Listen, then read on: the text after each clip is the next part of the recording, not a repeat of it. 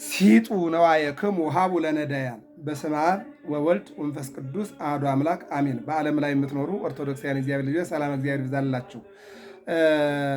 በሉቃስ ወንጌል ምዕራፍ 12 34 ጀምሮ የእግዚአብሔርን ሐሳብ እንነጋገራለን። የሉቃስ ወንጌል ምዕራፍ 12 ቁጥር 32 ጀምሮ ያለውን ኃይለ ቃል ነው የምንነጋገረው። ከዚያ በፊት እንግዲህ መዝሙረ ያሬድ ነው። መዝሙረ ያሬድ ማለት በሳምንት እሑድ ዕለተ ሰንበት የሚቀርብ ቃል እግዚአብሔር ማለት ነው። መዝሙረ ያሬድ ስንል በውስጡ ብዙ ነገሮችን ይዟል። የመጀመሪያው መዝሙር ነው። ከዚያ ቀጥሎ መልእክታት ነው። ከዚያ ቀጥሎ ምስባክ ነው። ከዚያ ቀጥሎ ወንጌል ነው። እነዚህ ድምር ግን መዝሙረ ያሬድ ብለን ወስደናቸዋል። በለሰንበት የሚቀርብ ቃል እግዚአብሔር ማለት ነው። እና እንግዲህ ከጽጌ ቀጥሎ አስተምሮ ካስተምሮ ብለን አጠቃላይ መጻጉዕ ደብረ ዘይት አሁን ደብረ ዘይት ላይ ደርሰናል ማለት ነው። ደብረ ዘይት ማለት እንግዲህ ከኋላም ዘወረደ ብለን ቅድስት ብለን ምኩራብ ብለን መጻጉዕ ብለን አሁን ላይ ደብረ ዘይት ደርሰናል። ይሄ ማለት ግን አብይ ጾም ገባን ማለት አይደለም። ይሄ ከህዳር እስከ ታኅሳስ ከህዳር 6 እስከ ታኅሳስ 6 ያለው ነው አጠቃላይ ማለት ነው የሚባለው። ስለዚህ አሁን ከታኅሳስ 4 እስከ ታኅሳስ 6 ምን ይባላል? ደብረ ዘይት ይባላል ማለት ነው። የዘንድሮው ታኅሳስ ላይ ያለው የመጀመሪያው ሰንበት ታኅሳስ 5 ቀን ነውና ይሄ መዝሙሩ ሰራ ሰንበተ ይባላል ማለት ነው። እንደተለመደው መጀመሪያ መዝሙሩን፣ ከዚያ መልእክታቱን፣ ከዚያ ምስባኩን፣ ከዚያ ወንጌሉን እነጋገራለን። ዓርብ በሳምንት ከሰዓት በኋላ የሚቀርብ ቃል እግዚአብሔር ነው። ሁላችሁም ተከታተሉ። ሰላም እግዚአብሔር ከሁላችን ጋር ይሁን። እንደተለመደው የምንጀምረው በመዝሙር ነው። ሰራ ሰንበተ ለሰብእ ዕረፍተ ለእለ በሰማይ ወለእለ በምድር። አዎ ለእለ በባሕር ወለእለ በየብስ፣ ለጳጳሳት ወለቀሳውስት፣ ለዲያቆናት ወለመነኮሳት፣ ለጻርቃን ወለኃጥአን፣ ለሙታን ወለሕያዋን፣ ለአበዊነ ለነቢያት ወለሐዋርያት ሰራ ሰንበተ ለሰብእ ዕረፍተ ሰንበቱሰ ለክርስቶስ ይእቲ ወማኅደረ ስሙ ለልዑል። ይህንን ሊቃውንቱ መጀመሪያ በዜማ ይሉታል። ከዚያ ቀጥለው በመቋሚያ ይዘሙታል። ከዚያ ቀጥለው ይጸነጽሩታል። ከዚያ ያመረግዱታል።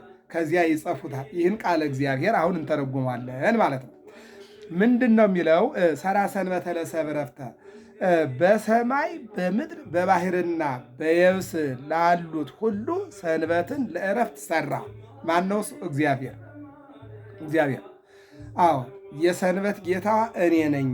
ዘጸአት ምዕራፍ 20 ቁጥር 2 ጀምሮ ይሄ በጽላቱ ላይ ያሉትን ሕግ ስታነቡ አንዱ ሰንበትን ነው ማለት ነው። ቁጥር 6 ላይ ነው ያለው ሰንበትን ነው። ሌላው ዘዳግም ምዕራፍ 5 ላይ ስትመለከቱ ይኸው ነው። እዛው ጽላቱ ላይ ያለው አንዱ ምንድን ነው? ሰራ ሰንበተ፣ ሰንበትን አክብሩ አንተም ሰራተኛህም ንብረትህም የሚለውን ነገር ይተረጉማል ማለት ነው። ሲቀጥል ምንድን ነው የሚለው? ሰራ ሰንበተ ለሰብእ ዕረፍተ ለእለ በሰማይ ወለእለ በምድር። አዎ በሰማይም በምድርም በባሕርና በየብስ ላሉት ሁሉ ሰንበትን ለዕረፍት ሰራ ይላል። ማን ነው? እግዚአብሔር። እንግዲህ በመጀመሪያ እግዚአብሔር ከእሑድ ጀምሮ እስከ ዓርብ ድረስ 22 ስነ ፍጥረት ፈጥሯል። ቀዳሚት ሰንበትን ዕረፍት አድርጓል ማለት ነው።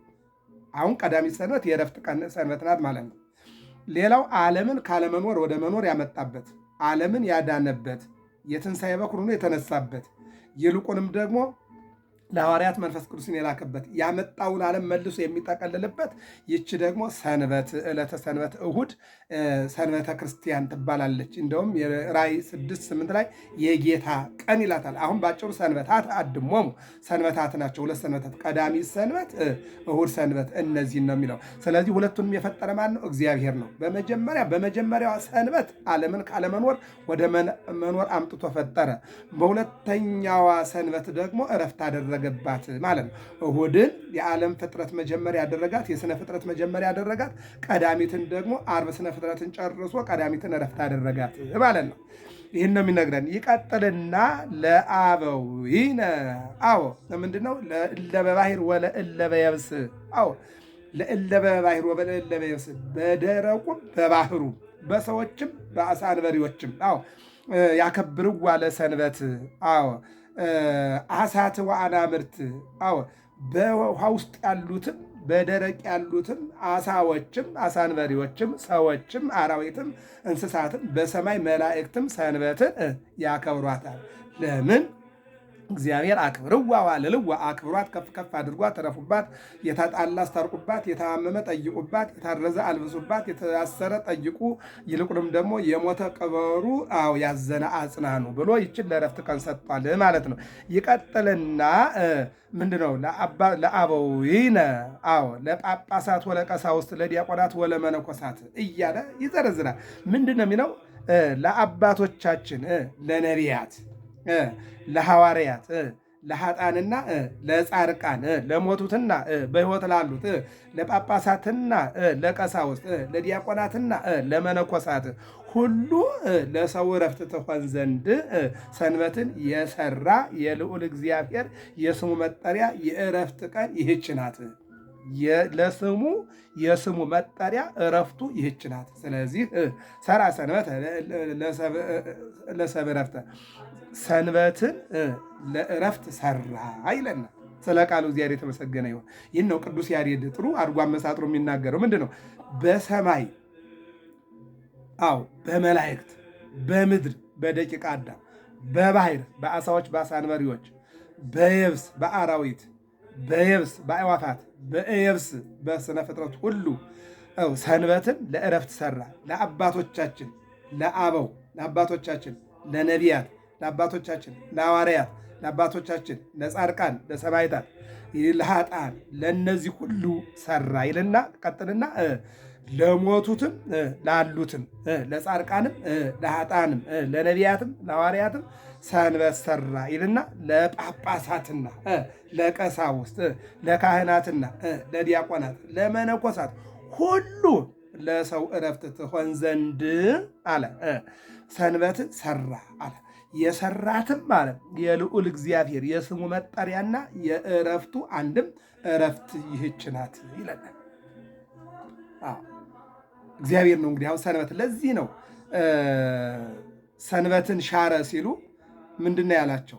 አነ ውእቱ እግዚእ ያለ ሰንበት ወአቡኃ ለምሕረት፣ የሰንበት ጌታዋ እኔ ነኝ፣ የምሕረት አባት የምሕረት መገኛ እኔ ነኝ አለ። አዎ ሰንበትን የሰራው ሰንበትን የማከብር ሰንበትን ያመጣው ሰንበትን የምወስድ ሰንበትን ዕረፍት እንድትሆናችሁ የሰጠኋችሁ ቀዳሚትንም አርፌ እንድታርፉባት እሁድንም ደግሞ የዓለምን ስነ ፍጥረት አዎ እንዲፈጠር በመጀመሪያ አዎ ሰማይና ምድርን ከዚያ ቀጥሎ ደግሞ አዎ 22 ስነ ፍጥረትን ፈጥሬ የመጀመሪያ የስነ ፍጥረት መጀመሪያ ሰንበት፣ የመዳኛ ሰንበት፣ የኃይል መገኛ ሰንበት፣ የመንፈስ ቅዱስ መውረጃ ሰንበት፣ ዓለምን መጠቅለያ ሰንበት። ስለዚህ ሰንበትን የሰጠኋችሁ እኔ ነኝ አለ ማለት ነው። ስለ ቃሉ አምላካችን እግዚአብሔር የከበረና የተመሰገነ ይሁን። እንግዲህ መዝሙሩ ይሄ ነው። ባጭሩ ሲጠቀለል እግዚአብሔር የሰራት ቀን ይህች ናት፣ ሐሴት እናድርግ በሷም ደስ ይበለን። አዎ ንትፈሳ ወንታሰይ ባቲ አዎ እግዚአብሔር ዛቲ ዕለት እንተገብረ እግዚአብሔር የሰራት ቀን ይህች ናት። ሐሴት እናድርግ በእሷም ደስ ይበለን። መዝሙረኛው ልበ አምላክ ዳዊት በመዝሙር 118 ላይ ዛቲ ዕለት እንተገብረ እግዚአብሔር ንትፈሳ ወነታሰይ ባቲ እግዚአብሔር የሰራት ቀን ሌሎቹን አልሰራቸውም ማለት አይደለም። ለዕረፍት የሰራት ቀን ማለት ነው። ይልቁንም 365 ቀናት እንዲመጡ የመጀመሪያ እግዚአብሔር የሰራት ቀን ይህች ሰንበት ናት ማለት ነው። አምጯ ማለት ነው። የመጀመሪያው የሰው መጀመሪያ ማን ነው? አዳም ነው። ከአዳም አሁን 8 ቢሊዮን በላይ የዓለም ቁጥር ደርሷል። የመጀመሪያው ሰው ግን ማን ነው? አዳም ነው ማለት ነው። የመጀመሪያዋ ቀን ማናት? ሰንበት ናት ማለት ነው። የመጨረሻዋ ቀንም ደግሞ ዓለም የሚጠቀለልባት ማናት? ሰንበት ናት ማለት ነው። እግዚአብሔር የሰራት ቀን ይህች ናት። ሐሴት እናድርግ በእሷም ደስ ይበለን አለ። እግዚአብሔር አምላክ ሁላችንም እንዲባርከን መልካም ፈቃዱ ይሁንልን። እንግዲህ ወደ መልእክታቱ ስነድ የመጀመሪያው አንደኛ ቆሮንቶስ ምዕራፍ 15 ቁጥር 12 እስከ 33 ያለው ነው። አንዱን ነው የምንወስደው። ሁሉ በአዳም እንደሚሞቱ እንዲሁ ሁሉ በክርስቶስ ሕያዋን ይሆናሉ ይለናል። አዳም አትብላ የተባለውን በልቶ ሞትን አመጣ። ኦሪት ዘፍጥረት ምዕራፍ 2 ቁጥር 15 ላይ እንደምንመለከተው እግዚአብሔር ለአዳም 4 መሰረታዊ ስጦታ ሰጥቶታል። የመጀመሪያው ልብስ ነው፣ ጸጋ እግዚአብሔር። ሁለተኛው መጠለያ ነው በገነት። ሶስተኛው ምግብ ነው በገነት። አራተኛው ኦክስጅን አየር ነው የሚተነፍሰው። አምስተኛው መኖሪያው ገነትን አደረገለት። ከዚህ በኋላ ግን በለስን እንዳትበላ ዕፀ ሕይወትን ጠብቅ፣ በወይን ጀርባ ያለውን ግን ተመገብ አለው። በለስም በበላ ጊዜ ግን የሞት ሞት ትሞታለህ። አዎ ስለዚህ ወደ በለስ እንዳትመለከት፣ እንዳትጓዝም፣ እንዳትበላውም፣ እንዳታደርገውም አለው ይለናል። ነገር ግን ምድረ 7 ዓመት አለው አዳም ትእዛዝ እግዚአብሔር። ከ7 ዓመት በኋላ አዳም የእግዚአብሔርን ትእዛዝ ምን አለ? አፈረሰና ሰይጣን ሔዋንን አሳተ፣ ሔዋን ደግሞ አዳምን አሳተች። በለስን በሉ፣ ገነትን ያክል ቦታ እግዚአብሔርን ያክል ጌታ አጡ። ሁሉም ወደ መሬት ወረዱ፣ እርግማንን ተቀበሉ። አዳምን ምን አለው? ካንተ የተነሳ መሬት እሾህ ታበቅላለች አለ። ሔዋንን ምን አላት? እነሆ በወለድሽ ጊዜ ጣርሽን ጭንቅሽን አበዛለሁ አለ። ሰይጣንም ምን አለ? ሰዎች ጭንቅላትህን ይቀጠቅጡሃል፣ አንተም ደግሞ የሰዎችን እግር ስትነክስ ትኖራለህ፣ እስከ ዕለተ ምጽአት ድረስ የተረገምክ ትሆናለህ። አሁን በአዳም ሁሉም እንደሞቱ በመድኃኔ ዓለም በኢየሱስ ክርስቶስ ሁሉም ሕያዋን ይሆናሉ አለ። ክብርና ምስጋና ለመድኃኔ ዓለም ይሁን። አየው፣ በአዳም ሞትን፣ በዳግማዊ አዳም በመድኃኔ ዓለም ተነሳን። በሔዋን ገነት ተዘጋብን፣ በድንግል ማርያም የገነት ደጅ ተከፈተልን። በሔዋን ዕፀ ሕይወትን እንዳንበላ የገነትን ቅጠል ፍሬ እንዳንበላ ተገደብን። በድንግል ማርያም የክርስቶስን ሥጋ እንድንበላ ደሙን እንድንጠጣ ሆን። በሔዋን አዎ እነሆ ጌታን እንዳናየው ሆን። በድንግል ማርያም ግን በቤተልሔም ተወልዶ በቀራንዮ ተሰቅሎ አየኑ። በሔዋን እነሆ ተስፋችን ተሟጠጠ፣ በድንግል ማርያም ግን ተስፋችን ተገለጠ። በሔዋን እነሆ ገነትን አጣን፣ በድንግል ማርያም ቤተክርስቲያንን አገኘን። በሔዋን አንድነታችን አጣን፣ በድንግል ማርያም ግን አንድ ሁነን ዘመርን። ክብርና ምስጋና ለመድኃኔዓለም ይሁን። ይህን ነው የሚነግረን ማለት ነው። ስለዚህ ሁሉ በአዳም 5500 ዘመን እንደሞቱ ሁሉ በክርስቶስ እነሆ ሕያዋን ይሆናሉ ሆነዋል። ክብርና ምስጋና ለስሙ ይሁን። 5500 ዘመን በአዳምና በሔዋን ምክንያት በጎ የሰሩ ሁሉ አበይት ነቢያት፣ ደቂቀ ነቢያት፣ አበው እነ ዳዊት ወደ ሲኦል ይወርዱ ነበርና በኢየሱስ ክርስቶስ ግን አዲ በተስፋው አደረ ሥጋዬ እስመ ኢታድጋ ውስተ ሲኦል ለነፍስዬ፣ ነፍሴም በሲኦል አተዋትም ሥጋዬ ደግሞ በተስፋ ታድራለች ብሎ ልበ አምላክ ዳዊት አስቀድሞ ከ1000 ዘመን በፊት ትንቢት እንደተናገረ መድኃኔ ዓለም በቀራንዮ ተሰቅሎ ነፍሳትን ከሲኦል በርብሮ፣ አንድም ሲኦልን በርብሮ ወደ ገነት መልሷል የተባለው ተፈጽሟል። ክብርና ምስጋና ለስሙ ይሁን። ይህን ነው የሚለው። ሁለተኛው አንደኛ ጴጥሮስ ምዕራፍ 3 ነው። ሁለተኛው አንደኛ ጴጥሮስ ምዕራፍ 3 ቁጥር 10 ነው። እንዲህ ይለናል። ምን ይላል? ጽድቅ የሚኖርባትን አዲስ ሰማይና አዲስ ምድር እንደ ተስፋ ቃሉ እንጠብቃለን። አየኸው፣ ሀዳሳተ ሰማይ ሀዳሳተ ምድር፣ አዲስ ሰማይና አዲስ ምድር አለ። አዲስ ኑሮ አለ። አዲስ ሕይወት አለ።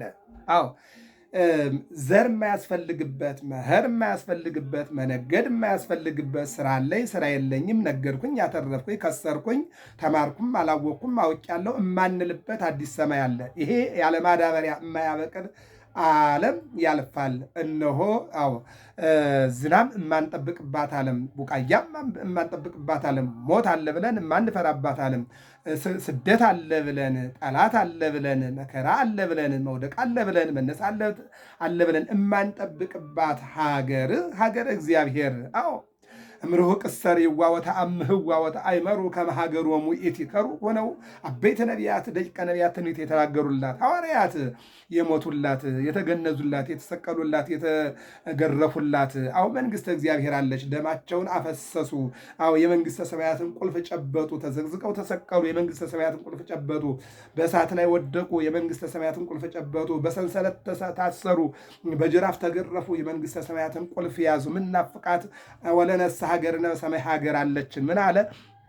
ጽድቅ የሚኖርባት ምን እውነት የሚኖርባት አዲስ ሰማይና አዲስ ምድር እንደ ተስፋ ቃሉ እንጠብቃለን። አዎ ነሱ እስመ ቀርበት መንግሥተ እግዚአብሔር፣ የእግዚአብሔር መንግሥት ቀርባለችና ንስሐ ግቡ። አዎ እነሆ ለእናንተስ ሀገራችሁ በሰማይ ነው። ዝግቡ ለክሙ መዝገበ ዘበሰማያት ሀበ ኢይበልዕ ወኢይባስብ። አዎ በዚህ ዓለም ሌባ ለሚሰርቀው፣ አዎ ብል ለሚበላው፣ ምስጥ ለሚበላው አትርከሙ። ይልቁንም ሀበ ኢይበልዕ ወኢይባስብ፣ ወደማይጠፋው ወደማይበሰብስ ሌባው በማይወስደው በመንግሥተ ሰማያት መዝገብ ሰብስቡ። ምን ማለት ነው?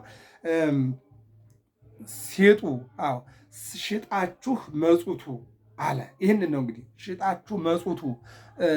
ምጽዋትህ እጅህ የሰጠችው፣ ዓይንህ ያየው፣ አንደበትህ የተናገረው፣ እግርህ የሄደበት፣ ልብህ ያሰበው፣ አይምሮ ያመላለሰው ያ መንግሥተ እግዚአብሔር መንግሥት እናትህ ድንግል ማርያም ያለችበት ተለዓለት ምድር ውስተ ሰማያት ወበህየ ነበረት በየማነ ወመንፈስ ቅዱስ የመንግስተ ሰማያት እናታችን ድንግል ማርያም ወዳለችበት እንድንሄድ ያ ሀገር እንዲናፍቀን ነው የሚለው ማለት ነው። ይህን ይናገራል። ሁለተኛው ቅዱስ ጴጥሮስ የተናገረው ምዕራፍ 3 ቁጥር 10 ላይ ጽድቅ እውነት የሚኖር እውነት ለተናገሩ በእውነት ለኖሩ ትእዛዙን ላከበሩ ሕጉን ለጠበቁ ሥጋው ደሙን ለተቀበሉ ለጾሙ ለጸለዩ ለታረቁ ላስታረቁ እውነትን ተናግረው በእውነት ፈርደው ለኖሩ ለነዚህ ሁሉ ለእውነተኞች የምትሆን እውነተኛ ሀገር አለች። የሐዋርያት ሥራ ምዕራፍ 20 ቁጥር 28 ላይ ደግሞ ለመንጋውና ለራሳቸው ተጠንቀቁ ይላል። መምህሩ ለሚያስተምረው ይጠንቀቅ፣ መንግስት ለሚያስተዳድረው ሕዝብ፣ ጳጳሳት ለሚባርኳቸው፣ ካህናት ለሚቀድሱላቸውና ለሚያቀብሏቸው፣ አስተማሪዎች ለሚያስተምሩት ሕዝብ ይጠንቀቁ። መምህራኑ ለሚያስተምሩት ትውልድ፣ ለሚቀርጹት ትውልድ። ለምሳሌ መምህሩ ሲጋራ የሚያጨስ ከሆነ ተማሪው ምን ሊሆን ይችላል? መምህሩ ሰካራም ከሆነ ተማሪው ምን ሊሆን ይችላል? መምህሩ ዘማዊ ከሆነ ተማሪው ምን ሊሆን ይችላል? መምህሩ ሌባ ከሆነ ተማሪው ምን ሊሆን ይችላል? መምህሩ ቀጣፊ ከሆነ ተማሪው ምን ሊሆን ይችላል? መምህሩ ሐሜተኛ ከሆነ ተማሪው ምን ሊሆን ይችላል? እናትም እንደዚሁ፣ አባትም እንደዚሁ፣ ወላጅም እንደዚሁ፣ መሪም እንደዚሁ። ለምትገዙት ወይም ለመንጋውና ለራሳችሁ ተጠንቀቁ። ምክንያቱም ስታስተምሩ የምታስተምሯቸው ልጆችን ትውልድ የሚቀርጽ እንደ ሃይማኖትም እንደ ሀገርም ሃይማኖታዊ፣ ሳይንሳዊ፣ ጥበባዊ፣ መንፈሳዊ ይህን ስታስተምሩ ለመንጋው ተጠንቀቁ። የምታስተዳድሩም የምታሳድጉም የምታስተምሩም ሁላችሁም ለመንጋው ተጠንቀቁ። ለምትናገሩት ለምትለብሱት ሰው ብዙ ጊዜ ለሚለብሰው ሊጠነቀቅ ይችላል፣ ለሚናገረው አይጠነቀቅም።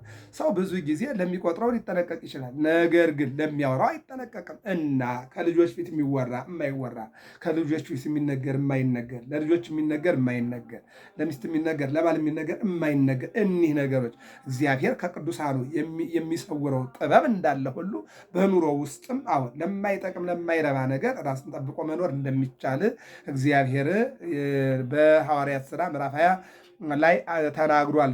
ለቅዱሳን ሐዋርያት ማለት ነው። ይህንን ነው የሚነግረን። እንግዲህ ይሄ መዝሙረ ያሬድ ነው፣ መልእክታቱ ናቸው። ከዚያ ቀጥሎ ደግሞ ምስባኩ ነው። ከዚያ ቀጥሎ ደግሞ የሐዋርያት ሥራ ተመልክተናል። ከዚህ ቀጥሎ የሚመጣው ደግሞ ምንድን ነው ማለት ነው? ምስባኩ ነው። ምስባኩ መዝሙር 131 ቁጥር 15 ላይ እንደዚህ ይለናል። እሱን ራሱን እናንበው። ምን ይላል?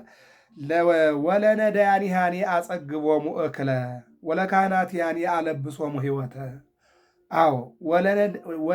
ለእቤራቲሃኒ ባርኮ ባርኮን።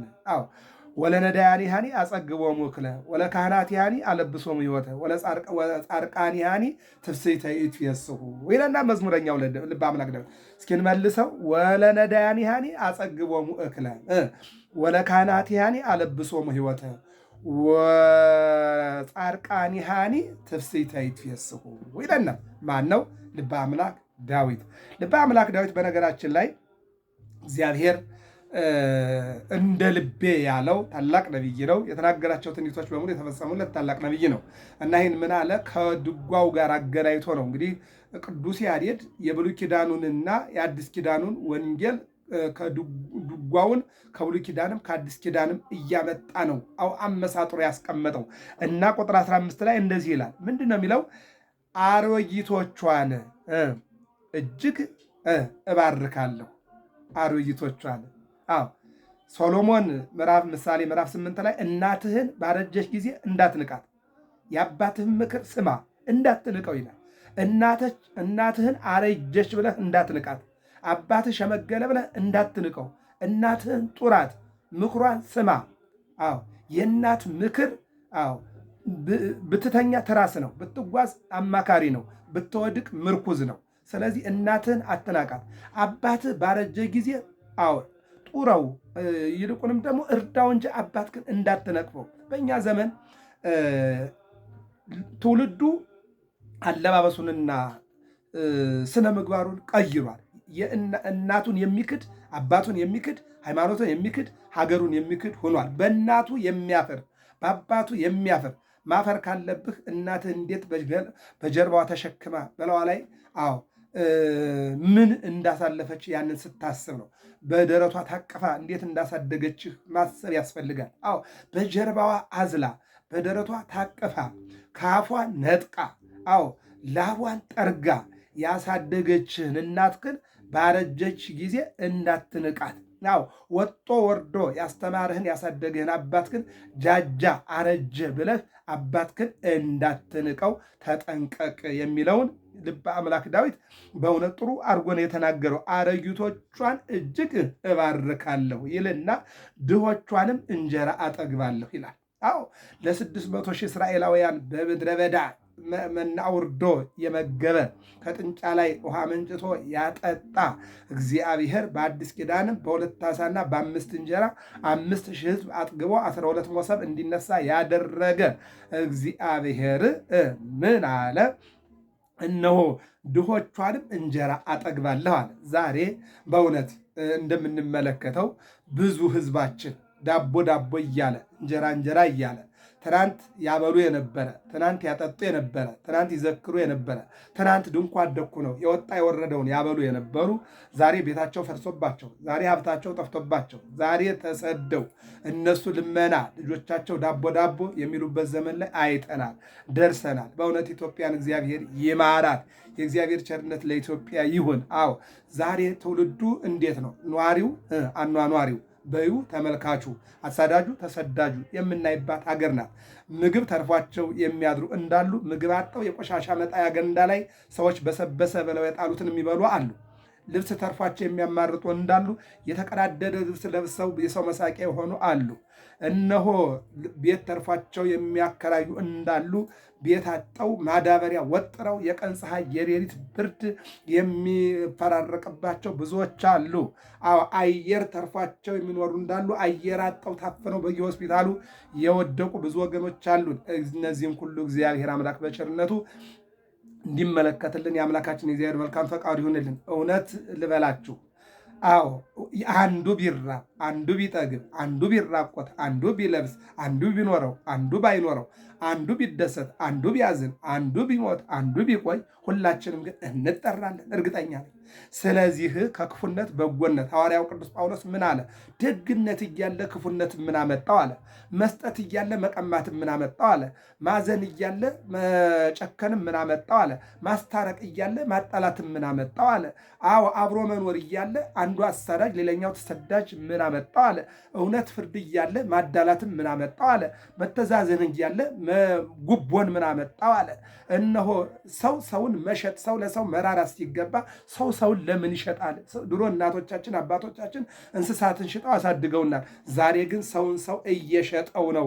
ምናሴ የበለወ ለምናሴ የሚለውን ይተረጉማል። ይህን ነው የሚለው። ይቀጥልና ካህናቶቿንም ደህንነትን አለብሳቸዋለሁ አለ። አገልጋዮቿን ማለት ካህናቶቿን ደህንነትን አለብሳቸዋለሁኝ።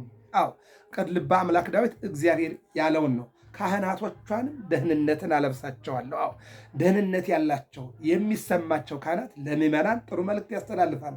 ጥሩ ቃል እግዚአብሔር ይናገራሉ። በጥሩ ያገለግላሉ። በጥሩ ይባርካሉ። በሰዓቱ ይገባሉ፣ በሰዓቱ ይወጣሉ፣ ያጽናናሉ፣ ይጽናናሉ። ያልተጽናና የሚያጽናና፣ ያልታረቀ የሚያስታርቅ፣ የሌለው የሚሰጥ አይኖርም። የሚኖረው ሲኖርህ ትሰጣለህ።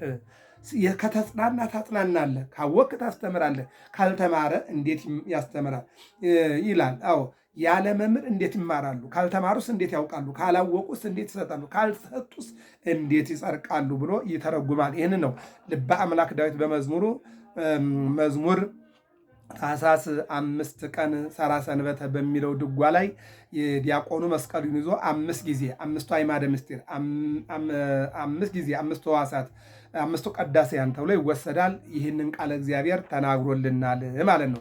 እንግዲህ ቅዱስ ያሬድ በእውነት ማኅቶተ ቤተክርስቲያናችን ቅዱስ ያሬድን ምን ትለዋለች? ማኅቶተ ቤተክርስቲያን የቤተክርስቲያን መብራት። አዎ ሲያንሰው ነው፣ ከዚያ በላይ ነው። ምክንያቱም እኛ እግዚአብሔርን እንድናውቅ ከመላእክት ጋር እንድንዘምር ያደረገ ታላቅ አባት ነው ቅዱስ ያሬድ ማለት ነው። እና ቅዱስ ያሬድ የደረሰልን ቃለ እግዚአብሔር ይህንን ይመስላል። ወደ ወንጌሉ ስንሄድ እንግዲህ ደግሞ የሉቃስ ወንጌል ምዕራፍ 15 የሉቃስ ወንጌል ምዕራፍ 12 ቁጥር 32 ላይ ያለውን ኃይለ ቃል እንመለከትና ትምህርታችን እናጠናቀቃለን ማለት ነው። እግዚአብሔር አምላክ ሀገራችን ኢትዮጵያ እንዲባርክ ሕዝቧንም ደግሞ እንዲጠብቅ የአምላካችን የእግዚአብሔር መልካም ፈቃዱ ይሆንልን። የሉቃስ ወንጌል ምዕራፍ 12 ቁጥር 32 ኢትፍራህ ኦ ንዑስ መሬት፣ አንተ ታናሽ መንጋ፣ አንተ ታናሽ መንጋ አትፍራ። ንዑስ መሬት ኤጲስቆጶስ፣ ዲያቆን። እንዲህማ ከሆነ ሕዝቡን ምን እመግባቸዋለሁ ብለህ አትፍራ። አትፍራ፣ አትጨነቅ። ኢታስተአጽብዋ ለነአስ መሬት ይላል። አብነት ምዕመናንን አታስጨንቋቸው፣ አታስቸግሯቸው፣ አታስቸግሯቸው ይልና እስመ ሰምዐ አቡክሙ ወይሃብክሙ መንግሥቶ፣ ሰማያዊ አባታችሁ መንግሥተ ሰማይ ሊሰጣችሁ ወዷልና። አበዳሪዎች ተበዳሪዎችን አታስጨንቁ፣ ገዥዎች የሚገዛውን አታስጨንቁ፣ መምህራን ተማሪዎችን አታስጨንቁ፣ ነጋዴ ገዦቹን አታስጨንቁ፣ ጠባቂ መንጋውን አያስጨንቅ ይልና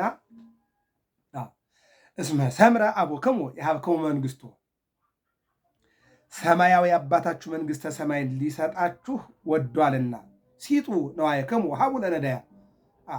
እዚህ ላይ መነሻችን ርዕሳችን ያላችሁን ሸጣችሁ ምጽዋት ስጡ። ይህ ነው። ግበሩ ለክሙ ቁናማተ ለዘይበሊ፣ የማያረጅ ከረጢት ለእናንተ አድርጉ። ወመዛግብተ ዘበሰማያት ዘይሃልቅ ማቴዎስ 6:20፣ የማያልቅ ድልብንም በሰማይ አዘጋጁ አከማቹ። የማያልቅ ሀበ ኢይረክቦ ሰራቂ፣ ሌባ ከማይደርስበት፣ ሀበ ኢያማስኖ ጻጺ ወቁንቁኔ፣ ነቀዝ ብል ከማያበላሹት መዝገብ ለራሳችሁ ሰብስቡ። ወሀበ ሀሎ መዝገቡክሙ ህዬ ይሃሉ ልብክሙ፣ ገንዘባችሁ ካለበት ልባችሁ ይኖራል። ያላችሁን ሽጣችሁ ምጽዋት ስጡ። ገንዘባችሁ ካለበት ልባችሁ ይኖራል። ወይኩን ቅኑተ ኀቄክሙ ወህቶ ማኅተብክሙ፣ ወገባችሁ የታጠቀ መብራታችሁ የበራ ይሁን። ልቡናችሁ በእውቀት የጸና አይምሯችሁ ፍጹም ይሁን። ልቡናችሁ በእውቀት የጸና አይምሯችሁ ፍጹም ይሁን። ክፉ የማያስብ ማስታረቅን እንጂ ማጣላት፣ ማዳንን እንጂ መግደልን፣ መሰብሰብን እንጂ ማሳደድ የማያስብ አይምሮ ያድላችሁ ይላል። ያድለን መድኃኒዓለም። ወአንትሙኒ ኩኑ ከመ እደው እለ ይጸኑ እግዚኦሙ እስከ ይአቱ እምከበካብ፣ እናንተም ከሰርግ እስኪመለስ ድረስ ቤታቸውን እንደሚጠብቁ ሰዎች ሁኑ። የማቴዎስ ወንጌል ምዕራፍ 25 ቁጥር 1 ጀምሮ 10 ቆነጃጅት አሉ። 10 ቆነጃጅት ሙሽራ ይጠብቃሉ። 10ሩም መጠበቅ ያለባቸው ዘይትም መብራትም ይዘው ነው መጠበቅ ያለባቸው። ነገር ግን 5ቱ ዘይትም መብራትም ይዘው ሙሽራውን ሲጠብቁ፣ 5ቱ ግን ዘይት ብቻ ይዘዋል፣ መብራት የላቸውም። 5ቱ ግን 10ሩንም ነገር ይዘው እየጠበቁ ነው። 5ቱ ዘይትም መብራትም ሙሉውን ማለት ነው። 5ቱ ግን አንድ ነገር ብቻ ነው ያሉት። 5ቱ 2 ነገር ይዘዋል፣ 5ቱ አንድ ነገር ይዘዋል። ትልቁ ነገር ምንድን ነው? 2ቱን ከያዝን ሙሉ 10 በ10። አሁን አንድ ተማሪ የተሰጠው ፈተና 10 ከሆነ 10ሩን ይዞ መገኘት ነው። 5 ከሆነ 5ቱን ይዞ መገኘት ነው። እነዚህ ሰዎች የተሰጣቸው ዘይትና ፍቅር ይዘው እንዲጠብቁ ነው። ነገር ግን 2ቱ ዘይትና መብራት ይዘው 5ቱ ማለት ነው። 5ቱ ዘይትና መብራት ይዘው 5ቱ ግን ዘይት ብቻ ይዘዋል። ይህን ነው የሚናገረው። ወአንትሙኒ ኩኑ ከመ እደው እለ ይጸንሑ እግዚኦሙ እስከ ይአቱም ከብካብ፣ እናንተም ከሰርግ እስኪመለስ ድረስ ቤታቸውን ነቅተው በቅተው ጸንተው እንደሚጠብቁ እንደነዚያ ሴቶች ሆኑ ይልና ከመ መጺኦ ወጎድጎዶ ያርህዎ ሶቢሃ በመጣ ጊዜ ፈጥነው ይከፍቱለት ዘንድ አንድም በመጣ ጊዜ ለተዋህዶ በቅታችሁ ትገኙ ዘንድ ጌታቸውን ደጅ እንደሚጠኑት ምዕመናን ሁኑ። ሌባ የሚመጣበትን ባለቤት ቢያውቅ ኑሮ ቤቱን ይጠብቅ ነበረ። ነገር ግን ሌባው ሰውየው በማያውቅበት ሰዓት መጥቶ በር ሰብሮ መስኮት ገንጥሮ ይሰርቃል። የእግዚአብሔር መንግሥት በምን ሰዓት እንደሚመጣ አታውቁምና እንደ ሌባ የእግዚአብሔር መንግሥት ስለምትመጣ ነቅታችሁ ጠብቁ የሚለውን ይተረጉማል ማለት ነው። ይህን ነው የሚለው ብፁዓን እምንቱ አግብርት ሶበ ይመጽእ እግዚኦሙ እለ ይረክቦሙ እንዘ ከመዝ ይግበሩ ወይተግሁ። ጌታቸው በመጣ ጊዜ ተግተው እንዲህ ሲያደርጉ የሚያገኛቸው ባሮች የተመሰገኑ ናቸው። የቶቹ? በር ነቅተው የሚጠብቁ፣ ጸንተው የሚጠብቁ፣ ነቅተው የሚጠብቁ፣ መምጣቱን አይተው የሚጠብቁ እነዚያ ምስጉኖች ናቸው ይላል። ጌታ በመጣ ጊዜ ለተዋህዶ በቅተው የተገኙ ምዕመናን የተመሰገኑ ናቸው ማለት ነው። በዕለተ ምጽአት ለጻድቃን ሊፈርድላቸው በኃጥአን ሊፈርድባቸው በመጣ ጊዜ እናንተ በቀኝ ቁሙ፣ እናንተ በግራ ቁሙ በሚባልበት ጊዜ ጌታቸውን በጾም በጸሎት በቅዱስ ቁርባንና በስጦታ ያላቸውን ሽጠው ለድሃ አካፍለው መጽውተው የእግዚአብሔር መምጣት ለሚጠብቁ እነዚያ የተመሰገኑ ናቸው። በአገልጋዮች በአሰሪያቸው ተመስግነው ደስ እንደሚላቸው በእግዚአብሔር ዘንድ እናንተ ቡሩካን ናችሁ። በትንሹ ታምናችኋልና ለትልቁ ሾማችኋለሁ ማለት ይቺ ዓለም የሰው ዕድሜ 70-80 ነው።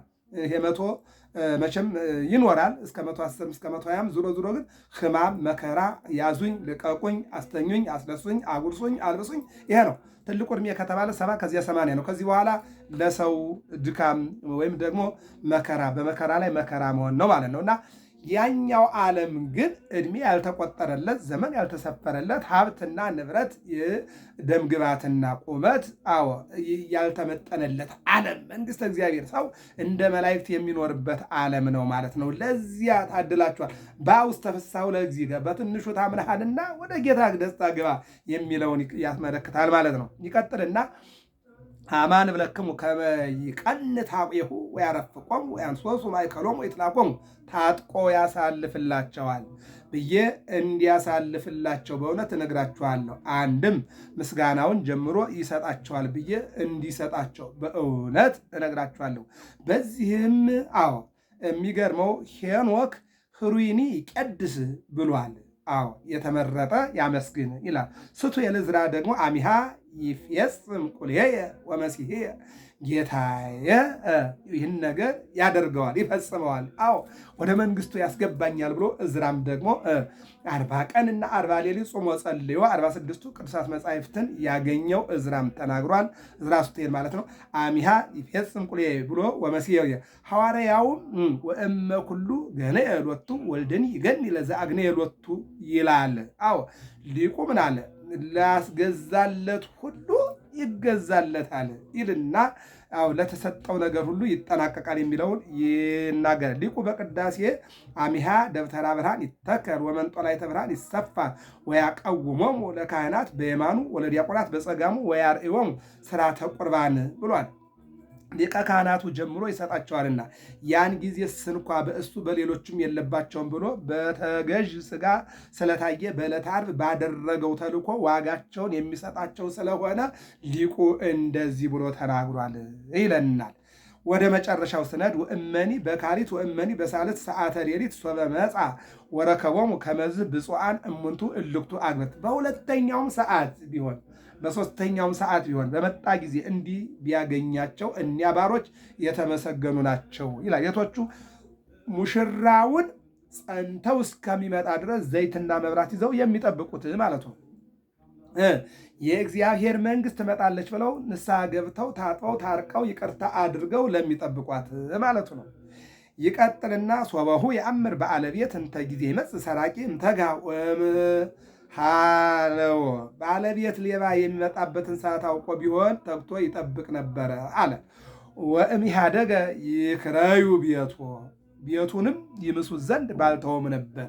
ወአንትሙኒ ድልዋኒክሙ ሃልው እናንተም ተዘጋጅታችሁ ኑሩ። ተዘጋጅተን እንድንኖር እግዚአብሔር ይርዳል።